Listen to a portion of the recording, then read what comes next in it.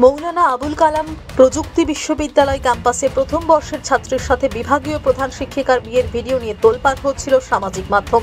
বিশ্ববিদ্যালয় সূত্র থেকে জানা যাচ্ছে, মেইলের মাধ্যমে ইস্তফা পাঠিয়েছেন অধ্যাপিকা পায়েল বন্দ্যোপাধ্যায়। ইতিমধ্যে 3 সদস্যের কমিটি প্রাথমিক রিপোর্ট জমা দিয়েছে। আজ ডিসিপ্লিনারি কমিটিতে সেই রিপোর্ট জমা করার কথা ছিল, কিন্তু তার আগেই ইস্তফা দিয়েছেন অধ্যাপিকা বলে জানা যায় বিশ্ববিদ্যালয় সূত্রে। ম্যাকআউটের অধ্যাপিকা 1 ফেব্রুয়ারি ইমেল মারফত উপাচার্য রেজিস্ট্রারকে ইস্তফাপত্র পাঠিয়েছে। প্রাথমিকভাবে একটি রিপোর্ট জমা পড়েছে উপাচার্যের কাছে। প্রাথমিক রিপোর্টে কোনো সাইকোড্রামা বা প্রজেক্টের বিষয় পাওয়া যায়নি। যেহেতু কম্পালসারি ছুটিতে অধ্যাপিকাকে পাঠানো হয়েছিল ও বিশ্ববিদ্যালয়ে এখন পরীক্ষা চলছে, হয়তো এখনও তদন্ত কমিটি তার সাথে কথা বলতে পারেনি। ছাত্রটি পরীক্ষা দিচ্ছে বলেও জানান বিশ্ববিদ্যালয় কর্তৃপক্ষ। অধ্যাপিকার ইস্তফাপত্র বিশ্ববিদ্যালয়ের শৃঙ্খলা কমিটির কাছে পাঠানো হবে বলে বিশ্ববিদ্যালয় সূত্রের খবর।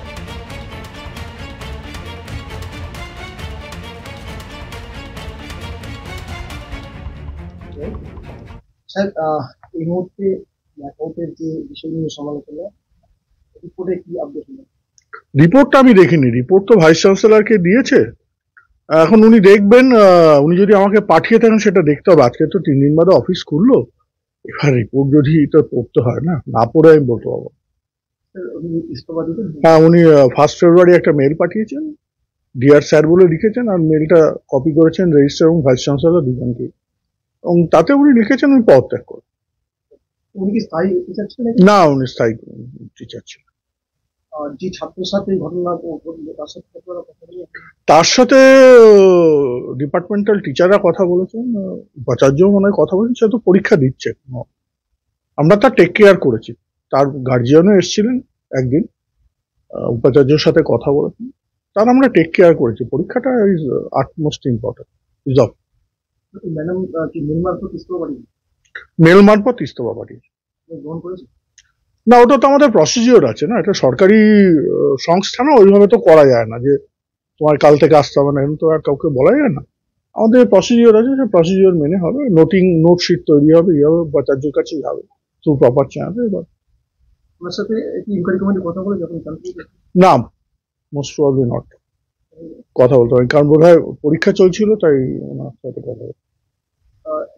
আর ওনাকে তো কম্পালসারি লিভে পাঠানো হয়েছিল, অতএব ইনকোয়ারি কমিটি কথা বলতে গেলে একটা উপাচার্যের পারমিশন নিতে হবে, কারণ ওকে তো তাহলে ক্যাম্পাসে আবার আসতে দিতে হবে। সেটাও করে উঠতে পারেননি আমি যতদূর জানি। হ্যাঁ, লিভেই ছিল কম্পালসারি। হ্যাঁ, 1 তারিখে উনি মেল পাঠিয়েছেন, উনি 1 তারিখ থেকেই পদত্যাগ করেছেন, মানে পদত্যাগপত্র গ্রহণ করতে বিশ্ববিদ্যালয়কে অনুরোধ করেছে। অস্থায়ী অ্যাপ্লাইড সাইকোলজি। আমি ঠিক অতটা ডিটেলে যাই না, তবে প্রাথমিকভাবে যেটুকু জানা গেছে যে ঘটনা তো সত্যিই ঘটেছে। উনি যেটা বলেছিলেন সাইকোড্রামা, সেটা বোধহয় সামহাউ এনকোয়ারি কমিটি যা দেখেছে তা ওটা করোবরেটেড হয়নি, মানে এরকম কোনো এক্সাম্পল কোথাও নেই মোস্ট প্রবাবলি। এখন উনি কেন করেছে না করেছে সেটা ওনার সাথে কথা বললে হয়তো এনকোয়ারি কমিটি বুঝতে পারতো। না, এনকোয়ারি কমিটি যে বললাম, শুনলাম একটা ফার্স্ট রাউন্ড রিপোর্ট দিয়েছে, একটা প্রিলিমিনারি রিপোর্ট দিয়েছে। এবার তার উপর কি সিদ্ধান্ত হবে সেটা বিষয়টা একটু টাইম লাগে। আর প্লাস এখন পরীক্ষা চলছে, আমরা সবাই ওইদিকে ব্যস্ত, ছেলে মেয়েদের পরীক্ষা চলছে।